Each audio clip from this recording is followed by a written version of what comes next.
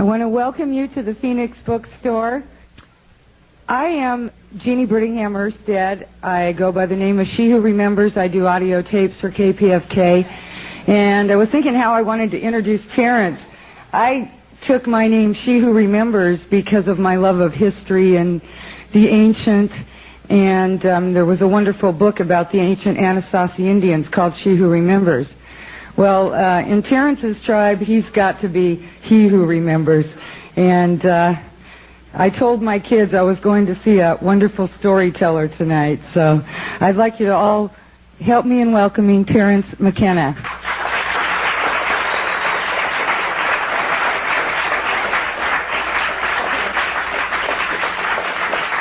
There are copies of Archaic Revivals here also. Okay. We'll wake up the world. Well, it's a pleasure to be here. If this is Friday, this must be Santa Monica. It's sort of been that kind of a week. I'm humbled and amazed to see so many people turned out for this. And basically, I'm here to promote a new book of mine called Food of the Gods, from Bantam, and I understand that there are also here tonight copies of the Archaic Revival, which is technically not released yet, so you can be well ahead of the curve if you get a copy of that, because I don't think it will be generally released for about 3 weeks. So let me just say a little bit about this book that I've been working on for a couple of years, and then we can talk about it for a half hour or so, and then I'll sign copies for the hardcore, so to speak. What I wanted to do with this book, The Food of the Gods, was I wanted to set down in as careful and as well-documented a fashion as possible the argument for looking again at the impact of psychedelic plants on human evolution, on the emergence of all of the higher qualities that we associate with our own unique species out of simple animal organization. And I wanted to do this not because I wanted to carry out some kind of academic criticism of the orthodox theory of evolution, although that was part of my intent, but really because I felt that if we could change the way we think about how psychedelics were used in the past, it would change the way we think about these things in our present situation. Many of you probably lived through a portion of the 1960s psychedelic revolution, and there psychedelic plants and experiences and drugs were presented sort of as instantaneous psychotherapy.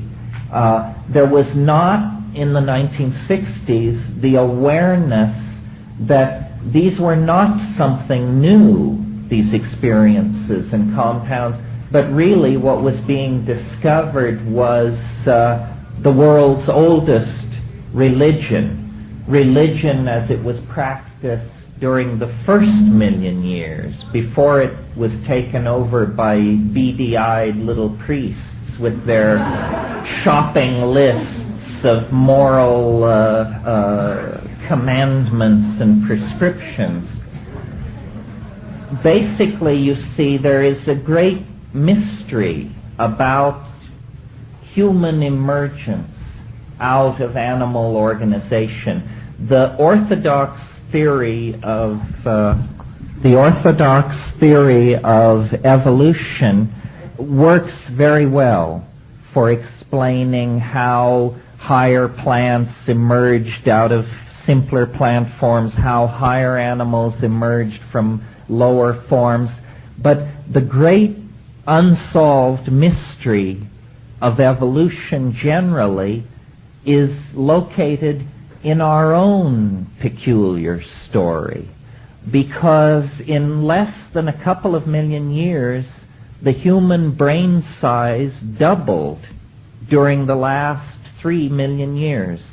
This has been called the most explosive development of the organ of a higher animal in the entire evolutionary record. And so then the question becomes, what was the cause? What was the detonator?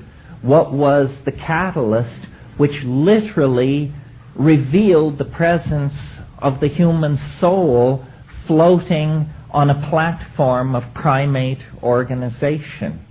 And the case that I have made is, I think, very simple, very easy to understand, and has deep implications for how we live our own lives today and how we organize our societies today. It's a very simple 3-step process.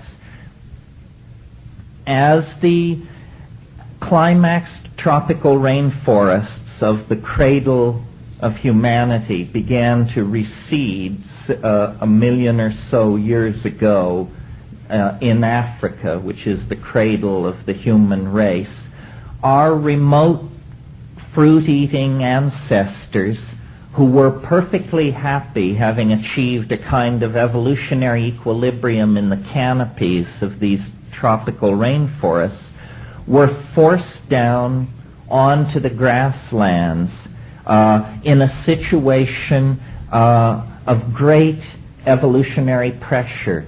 They were having to learn new forms of locomotion, bipedalism, a new way of coordinating the visual system, binocular vision, and most importantly, they were coming under dietary pressure.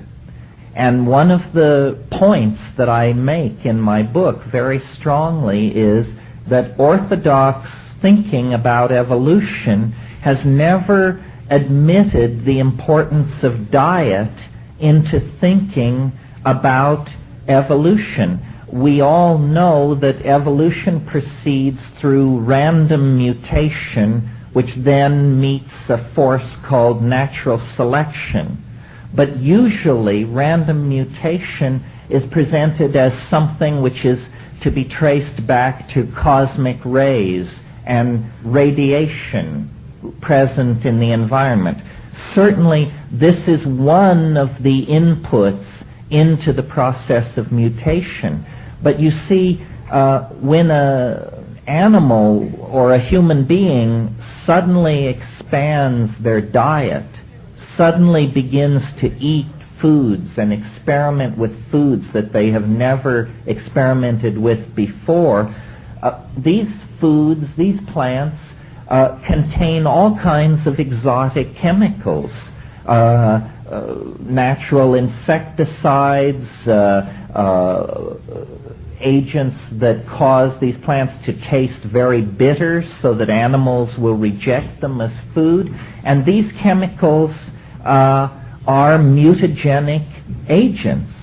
So diet, a sudden shift in diet, exposes a population to many more mutagenic influences than it was facing previously. This happened to our proto-ancestors.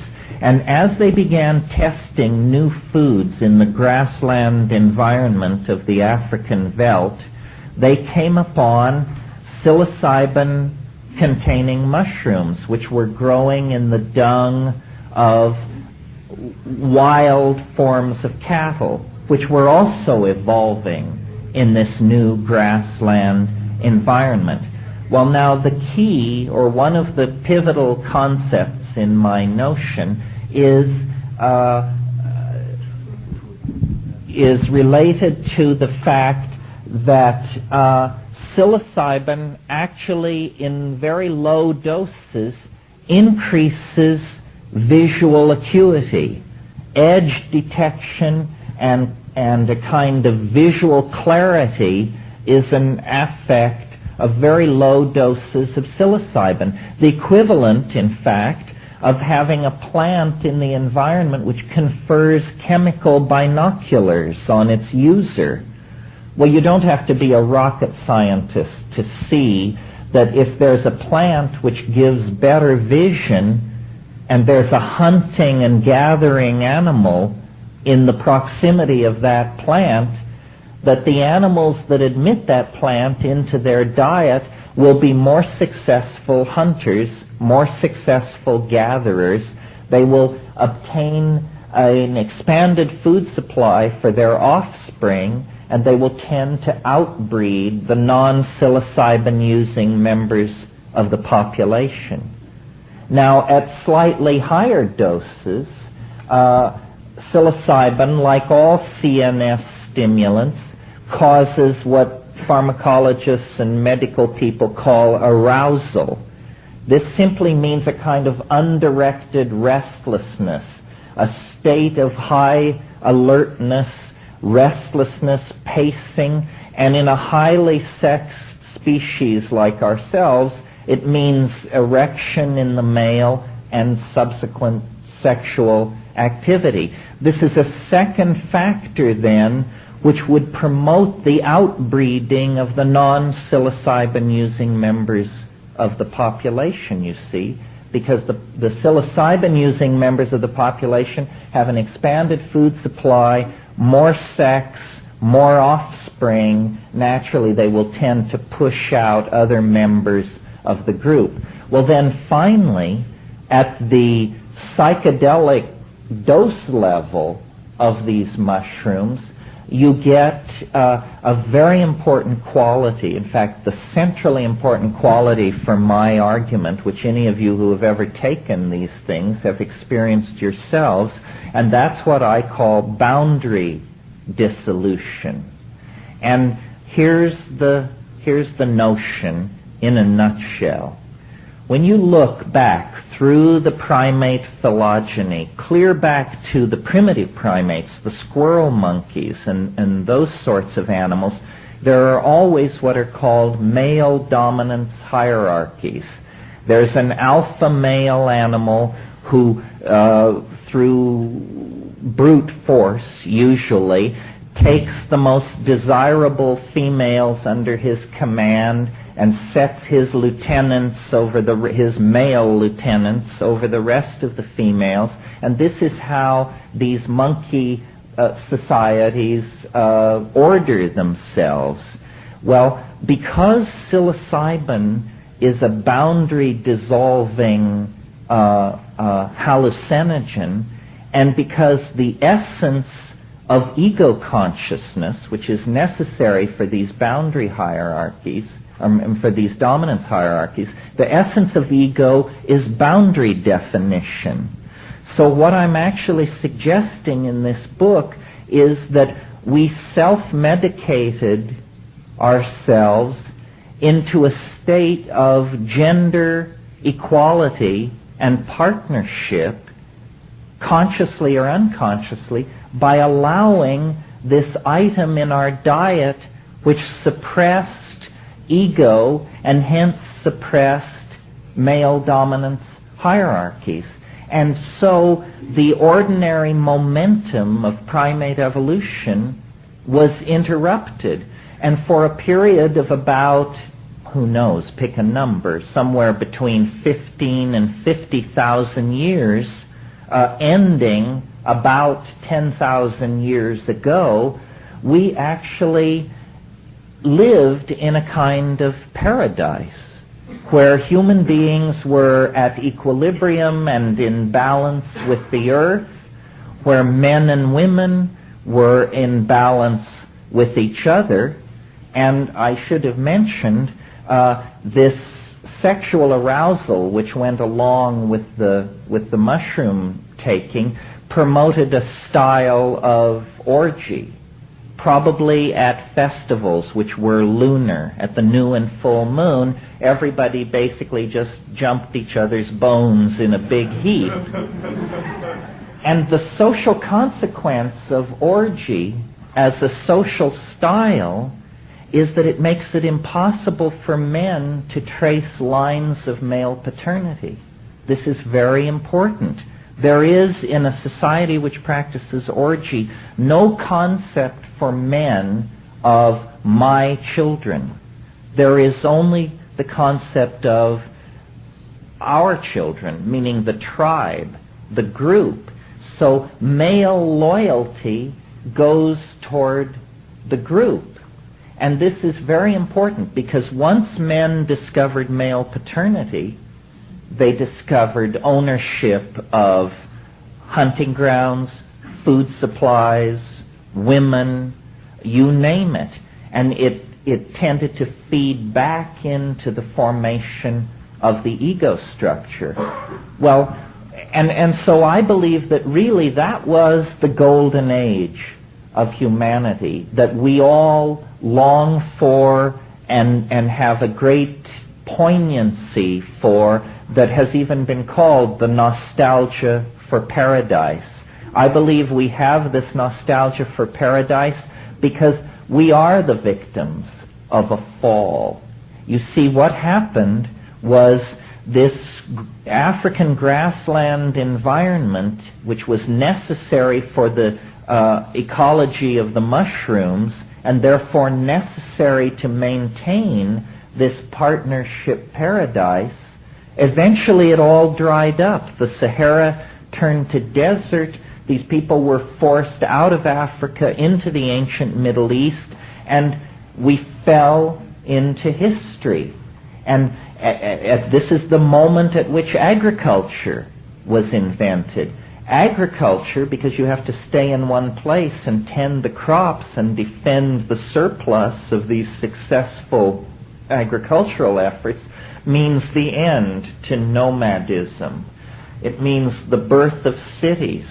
It means the creation through surpluses of classes of those who have and those who have not. It promotes kingship. It creates the need for standing armies. You can tell the drift here. All the institutions that we associate with male oppression, with hierarchy, with dominance, come into play at that point.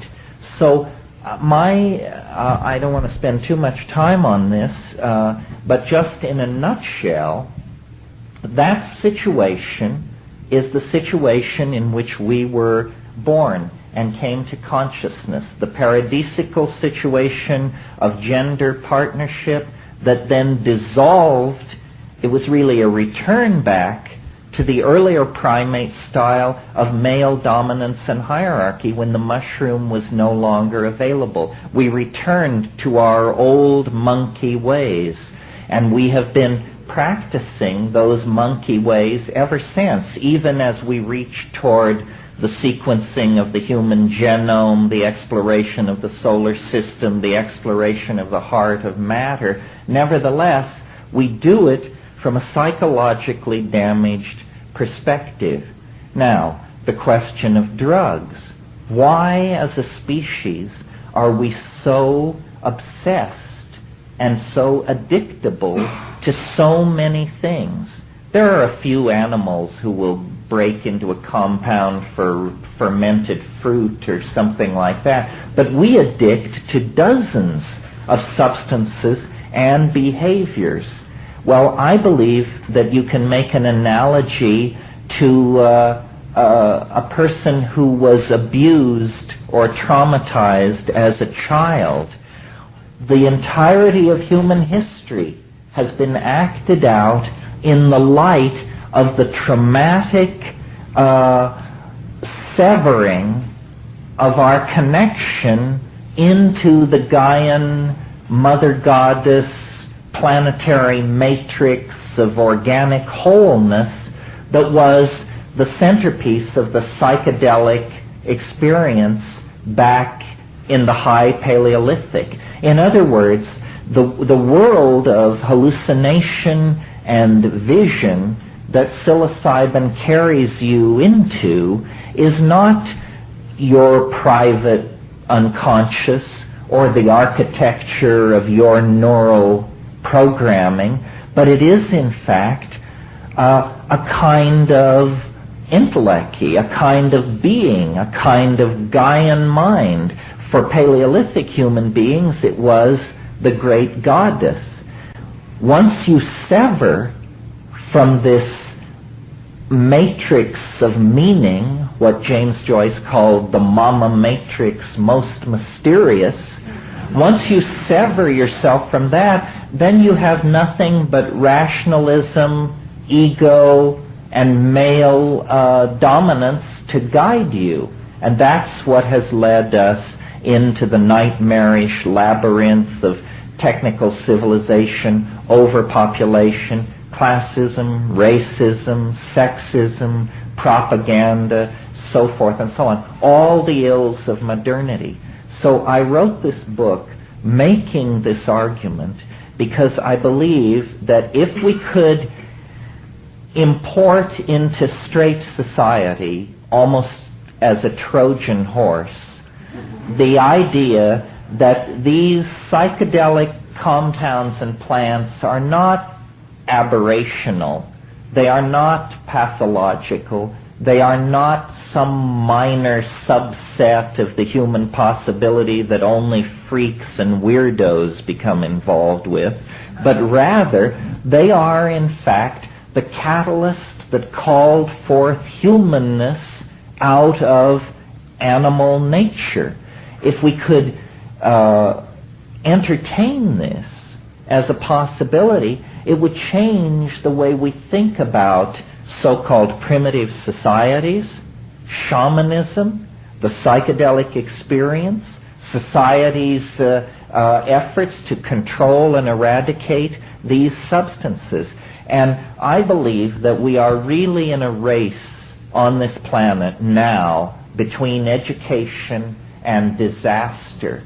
And it is the momentum of the ego that threatens to shove us over the cliff into Armageddon. Famine, overpopulation, you can kiss goodbye to democratic values. We are all going to live in an Orwellian anthill if we don't, what? Change our minds. We have to change our minds on a dime.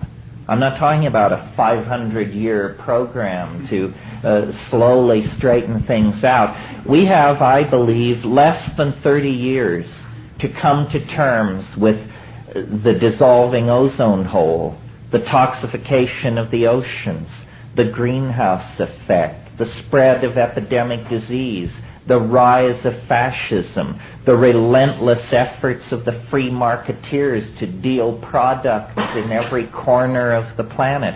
We must change our minds. And what we have to do is have recourse to these same shamanic plants and shamanic practices that allowed our remote ancestors to come to terms with the mystery of being and their situation on this planet vis-a-vis the rest of nature. So I think it's very important at this time to make this argument as clearly as possible, to launch the idea into society and let argument and debate rage. Now you may think that I'm proposing blowing up some already existing edifice of theory about how human beings came to be. This is not the case. As a matter of fact, orthodox anthropology hasn't a clue. We are the fly in the soup of natural science's explanation of the evolution of species. It's easy to understand how one kind of hummingbird emerges from another. It's not very easy to understand how creatures that build something like Los Angeles can emerge out of creatures who hunt ants by sticking grass stems down their holes, you know. We represent some kind of primary break with nature at the animal level. And I believe it's because we have a symbiotic relationship with all of nature. We are wired for this. There are drug receptors in our brains, in our physical brains, that have been carried along for 1,000 generations without really being called into use. But now is the time. If we really believe that these things expand consciousness, then we must study them, use them, apply them, because it's the absence of consciousness that is creating a terminal crisis, not only for us as a species, but for every living thing on this planet. And I think the psychedelic experience is as much a part of being alive as sexuality, language, the things which fulfill us and give meaning to the human experience are left incomplete and impossible to assimilate if we don't place the capstone on the edifice of our being in the world. And the capstone on that edifice is our right, our obligation, and the privilege of dissolving our ordinary ego boundaries and merging with the mind and purpose of the planet. And this is what I was trying to say in the book, and this is what I hope I'm able to communicate to you this evening. Very well. Thank you very much.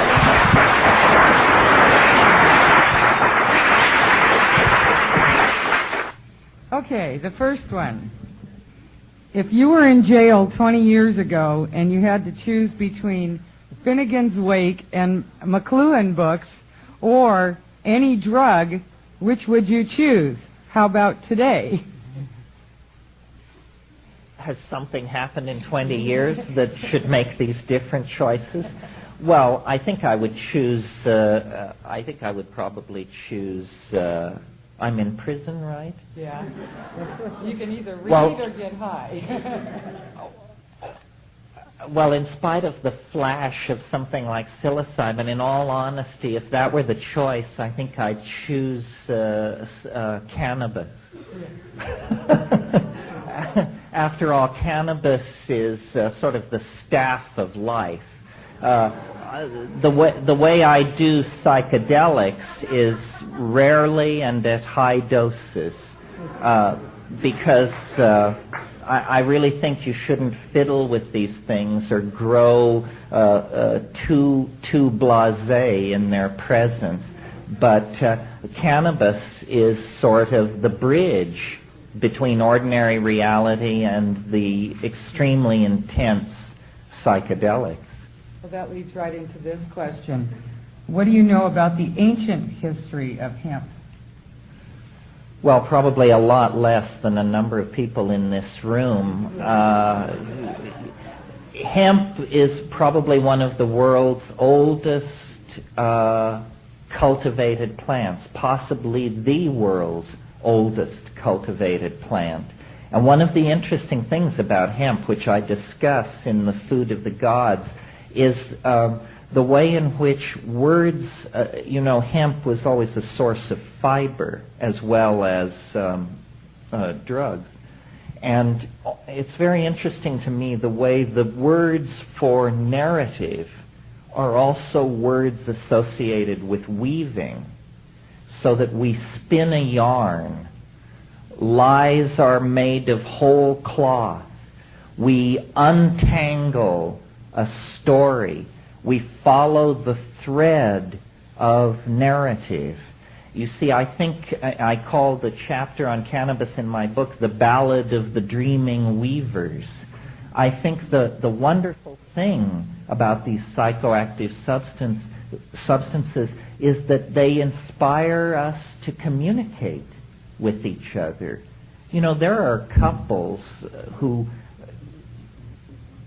very little passes between them verbally. And if you were to hear probably a recording of your own daily exchanges with the people around you, it tends to get down to the very mundane and minimal. You have to sort of stimulate yourself for there to be a flood of intentionalized verbal communication. And this is what melts barriers between people. I mean, communication is real. It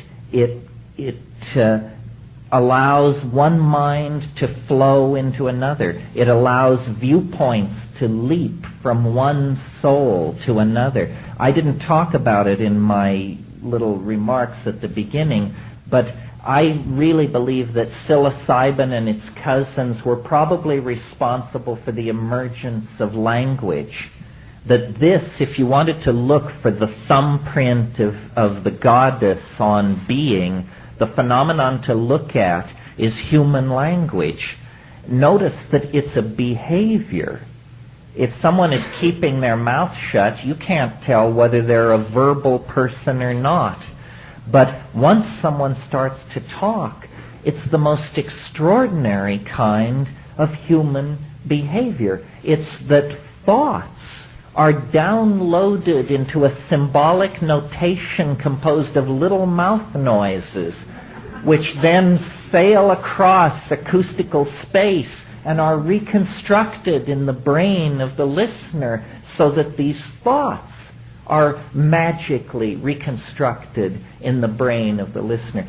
We take this for granted, but when you analyze it, it's an extraordinarily mysterious, almost you could say supernatural power, which we all exercise all the time. And I believe that this is something which these psychedelics kick-started in the neural architecture of our remote ancestors. Terence, what would you consider to be a sufficient 5 dried grams of Stropharia cubensis. And what I would urge you to do is, if you think you're a sophisticate, buy a scale and weigh the dose that you've been calling good enough. It may stand your hair on end, because there are a lot of people running around who think they know what the psychedelic experience is about, who have only scuffed their feet on the doorstop, you know, haven't even entered into the atrium, let alone explored the cellar, the attic, and the basement of these places. Are there any legal plants that you are aware of that contain DMT? Oh yeah, there are a number of plants that contain DMT. The problem is to find one that contains enough that it's worth your while to try and do something with it. Currently, the hot one on that grocery list is a plant called Desmanthus illinoisensis, the Illinois bundleweed. It's interesting that it's called bundleweed because there's no history of human usage, but as many of you probably know, a bundle is what a Plains Indian shaman calls his mojo bag. So the fact that it's called bundleweed is fairly suggestive. The outer bark of the roots of that plant contain a very hefty hit of DMT, and you can order it from various exotic plant companies and can experiment with it. DMT has to be smoked. If you take it orally, it will be destroyed by an enzyme in your intestines, so it has to be smoked in most situations. At the end of your book, Psilocybin Magic Mushroom Grower's Guide, there is an ad for ordering cubensis spores. It says, void where prohibited, California. How can we order them in California? Well, I guess you have to have a friend with a post office box out of California. If you're wondering why California is the only state in the union that has made psilocybin spores illegal, because you see the spores contain no psilocybin. It isn't illegal because it contains psilocybin. It's illegal because you can grow mushrooms from it. It's because there was a clown a few years ago, maybe he's still around, this guy Ken Matty, and he was defeated in the Republican primary for governor a few years ago. He was defeated because he admitted that he years ago had had a puff of marijuana. And so after his defeat in the Republican primary, he went to his staff and said, I've got to get some anti-drug legislation associated with my name. See what you can come up with. And the best they could come up with was a pissant bill to make mushroom spores illegal. So we all have the privilege of living in the only state in the Union that has seen fit to guard you from this hideous menace. If hallucinogenics cause mutations in the consciousness in the past, do you think they are doing so in the present? And if so, or if not, what do you see as the future of consciousness? Well, you know, the human physical form seems to have stabilized about 50,000 years ago, right around the time that language began to emerge and culture began to take hold. And it's thought that once you possess language and culture, then change, mutation, is transferred into the cultural domain. That's why we haven't changed physically very much in the last 50,000 years, but our cultural changes have just been lightning fast. I mean, we have fashions which don't even last 6 months before we move on to the next one. I think that the way I think about these psychedelics is that they are like catalysts for the imagination. And what that means specifically is they are catalysts for language.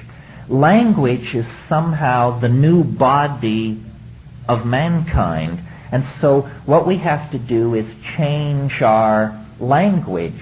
And some of you who lived through the 1960s probably know that the major legacy of the LSD era, still with us, is that it empowered certain shifts in language, certain concepts that previously couldn't even be articulated. I mean, these things come in for a lot of being sneered at by straight people, but nevertheless, notions such as the vibe of a situation, or ego tripping, or laying a guilt trip on somebody. I can remember, in most cases, the very first time I ever heard each of these phrases, and how it was like something clicks in your mind. You say, I don't understand what this person means, and then you say, oh, they mean something that I never before knew how to indicate.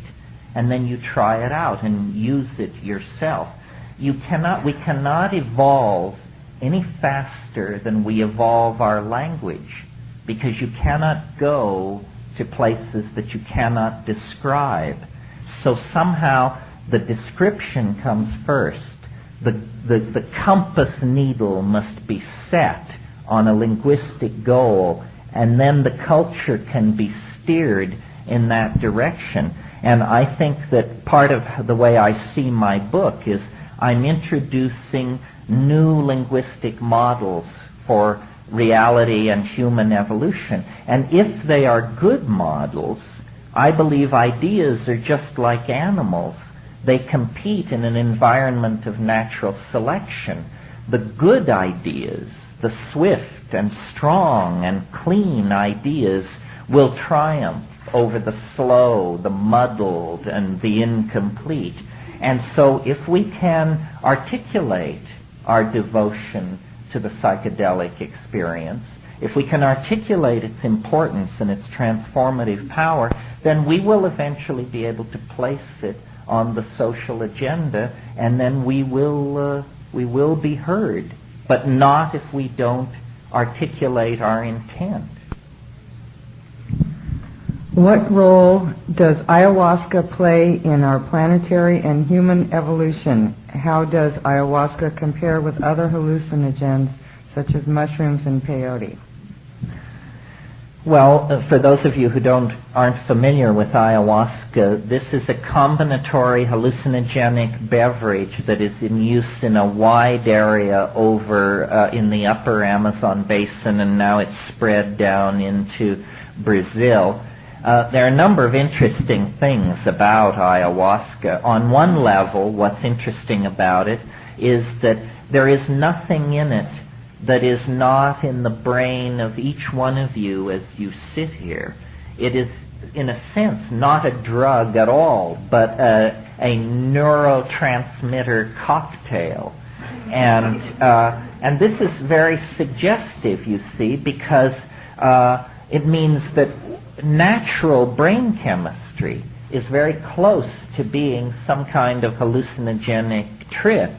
The other thing that's interesting about ayahuasca is that in the Amazon basin, where it's been used for thousands of years, the people get together in small groups at night in dark places and they sing. They get loaded and they sing.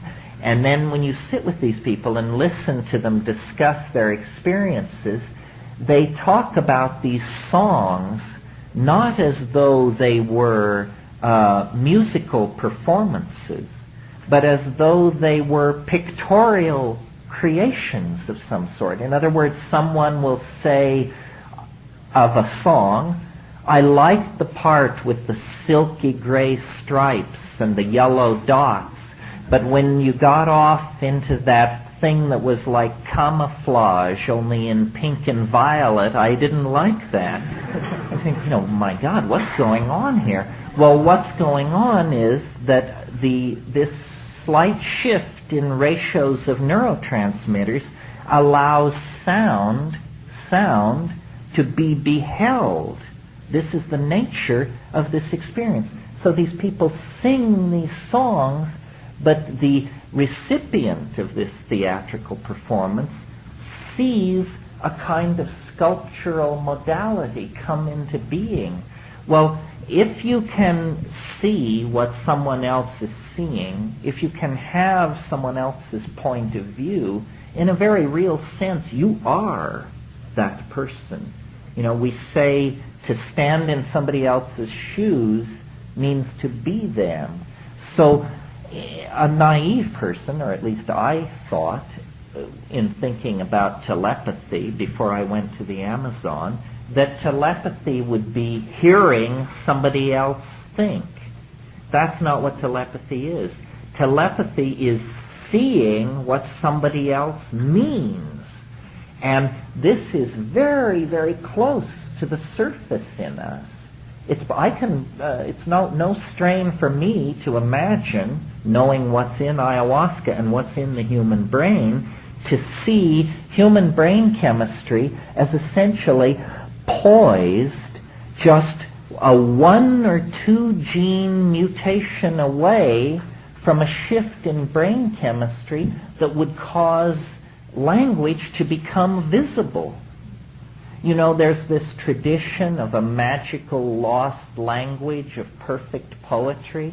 It's said that the ancient Irish and other Aboriginal peoples possessed a poetic language so powerful that to hear these poets perform was to literally be swept into the worlds of their recitation.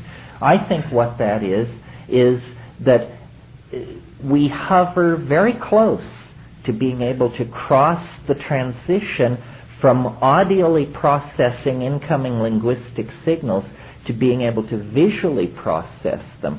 And when you can visually process them, when you can visually process someone's linguistic intent, you are much more in tune with them, much more intimately involved in their meaning than if you simply hear what they say.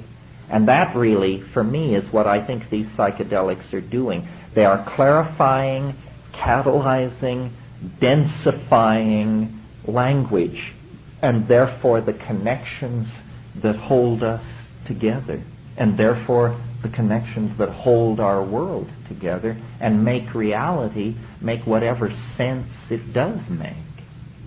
What is the state of the legality of importing, possessing, and taking ayahuasca? It's in a limbo. There was a Brazilian cult called Santo Daime that was holding ayahuasca sessions in the Boston area, and they had a load of ayahuasca come through customs that was stopped, and the guy who went to pick it up spent a night in jail. But when it was all sorted out, a judge took a look at it, and basically, since nobody knew what it even was, they were given a slap on the wrist and told not to do it anymore. So it is in a kind of legal limbo. DMT, which is what makes ayahuasca go, is a Schedule I drug. It's in that hardest of hard drug categories where they put all the psychedelics, heroin, and very little else, not even cocaine. The definition of Schedule I is no medical application under any circumstances, and cocaine is used in certain kinds of eye and throat operations, so it has a medical application. Drugs like psilocybin and DMT were made illegal in 1966 and 67 without any scientific evidence being offered that there was anything wrong with these things, without any record of emergency room admissions or any medical problem whatsoever. It's possible, if someone had sufficient energy and money, that these cases, these matters could be raised again with the law, and they would have to show why these things should be illegal. It was basically a moment of general social panic brought on by LSD hysteria. You know, it's Tim Leary. I give him credit for this, although he always tells me he can't remember saying it. But I believe that Tim Leary once said, LSD is a drug capable of causing psychotic behavior in people who have not taken it. And this is what happened in the 1960s. A whole bunch of people were driven psychotic by not taking LSD, and they made it illegal. How do we translate these ideas politically? I'm active with the Green Party. How do we change people's minds? Give them a Terrence tape. How do we translate these things politically? Well, one way is by coming out of the closet. I mean, if you look around you, we look pretty much like everybody else walking around on the street. We've self-selected to be here tonight because of our interests in this subject. But in the same way that black people had to get their act together, gay people had to you get no respect in this society unless you stand up for what you believe in. And too many of us have been hounded into silence and paranoia on this psychedelic issue. I mean, the just say no mentality and the oh, how could you approach to people who take psychedelics. I think we have to be a little more strident, a little more visible, and then paradoxically, we have to deepen our own commitment to these things by striving for ever more heroic doses, ever deeper penetration into the mystery. So that will both strengthen our social core and then our willingness to be forthright about what we stand for and believe in will bring other people into this. One of the most satisfying experiences that I have as a public person is when, after giving some kind of a talk, somebody will come up to me afterwards and say, I thought I was crazy until I heard you talk. And now I realize there are at least two of us. Well, there are hundreds of us, thousands of us. The realities that we are talking about are real. It ain't pathology, it ain't hallucination or delusion or social irresponsibility or all this other malarkey. It's the lost continent, the lost other half of the human mind. And as long as we ignore it, pretend it doesn't exist, or are somehow cowed into keeping shut up about it, then we are infantile. We accept a kind of big brother umbrella over our reality. We should be as free to discuss this, talk about it, and work it out among our friends and significant other as we do our sexuality or our investment portfolios or our vacation plans. It's just part of being a human being. Many of you, I'm sure, have heard me say to go from birth to the grave without having a psychedelic experience is to me as creepy a notion as to go from birth to the grave without ever having a sexual experience. It means you led a life of self-chosen infantilism and ignorance. And that's not what life is for. Life is some kind of moment suspended between eternities in which you may have a real opportunity to get your shit together and figure out what's going on. But if you run around saying, you know, not that experience, and God forbid that experience, and I don't want to go there, well, then they'll just plant you and lower your box, and you'll be another person who never quite got their act together. This is not what we're striving for. We want life to be as rich, deep, complete, high as possible. Do it. Maybe you just answered this one.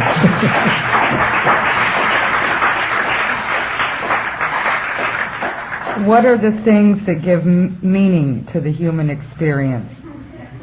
Oh, sex, drugs, and rock and roll. And higher mathematics.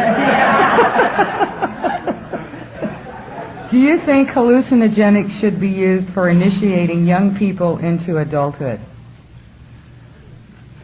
Well, you mean like some kind of initiation into puberty as in Aboriginal societies. I think one of the things that we can do is get straight with our children about this. And one of the most, to me, disappointing, I don't know if disappointing is the word, but anyway, it's very bad to encounter hip people who say, you know, gee, we'd like to twist up a bomber and get you loaded. Can you wait till the kids are in bed? In other words, these people are living some kind of schizophrenic existence. They can't get straight with their own children about their relationship to consciousness alteration. And I think what we need to do is be able to be proud enough and forthright enough about what we're doing to hand this stuff on to our children in a responsible manner. It's far better to get your kids familiar and able to navigate with something like cannabis than to turn them loose in the world of high-density media images, alcoholism, speed, tobacco, so forth and so on. If we can bring our children up in an acceptance and a sense of being comfortable with these dimensions, then we really have performed a great service. I dare say there are probably only a handful of us in this room who learned about psychedelics from an exemplary set of parents. I certainly didn't. And imagine what a difference it would have made. So this is something we can do for our children. As to what age, under what conditions, this has to do with, you know, your style, your kid's style, so forth and so on. But as long as we're so guilt-riddled and off balance on this issue that we can't even admit to our kids what we're doing, why, I think the establishment is going to have us right where it wants us. One more? Okay. One more. I have a trellis of heavenly blue morning glories. After harvesting the seeds, what is their recommended dosage and what are the expected effects of a therapeutic dose? Thank you. The first psychedelic that I ever took was Heavenly Blue Morning Glories. I have a soft spot in the bottom of my stomach for it. Well, what you do is you grow the Morning Glories, and then they will form these seed capsules, these little tear-shaped seed capsules in the late fall. Cut down the whole Morning Glory after these seed capsules have gotten quite large, and then put it in a big brown paper bag and set it somewhere where the sun can bake out this bag.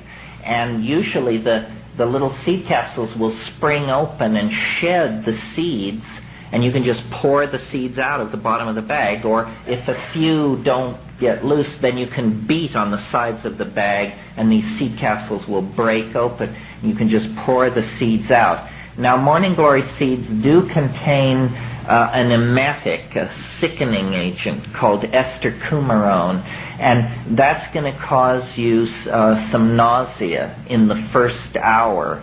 And what you do is you take, and now this is a committed dose, we're not talking, we're talking, this will definitely rivet your full attention.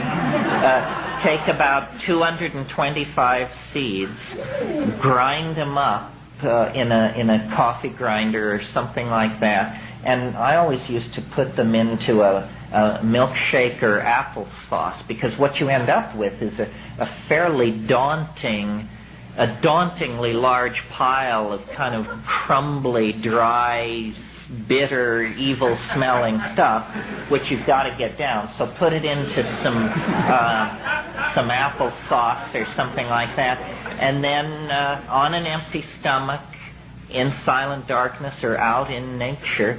And this is not to be underestimated. This is not some kind of, gee, if only we had the real thing kind of strategy. This is the real thing.